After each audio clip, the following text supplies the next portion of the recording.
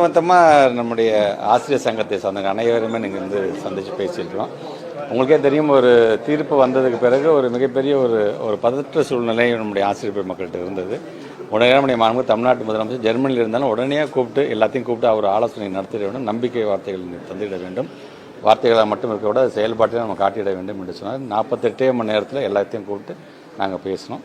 இன்றைக்கு அடுத்த கட்டமாக இந்த டெட்டு தேர்வு சார்ந்து அதை நம்ம நடத்தணுமா நடத்தக்கூடாதா, அது சார்ந்து எப்படிப்பட்ட முடிவுகள்லாம் எடுக்கலாம் அப்படின்னு லீகல் பாயிண்ட்ஸை நம்ம சங்கத்தை சார்ந்தவங்க எல்லாருமே கொடுத்துருக்கோம். ஏற்கனவே நம்ம ரிவ்யூ பெட்டிஷன் போயிருக்கோம். நாங்கள் நாளைக்கு நம்முடைய மாண்புக்கு தமிழ்நாட்டு முதலமைச்சரை சந்தித்து நானும் நம்முடைய நாடாளுமன்ற உறுப்பினர் அண்ணன் வில்சன் அவர்களும் இது சார்ந்து நாங்கள் உரையாற்ற போகின்றோம்.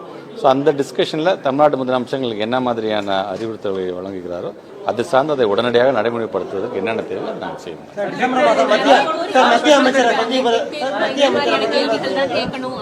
நிறைய டிஸ்கஸ் பண்ணிட்டோம், அதெல்லாம் இப்போ எல்லாத்தையுமே சொல்ல முடியாது, நாளைக்கு சொல்கிறோம்.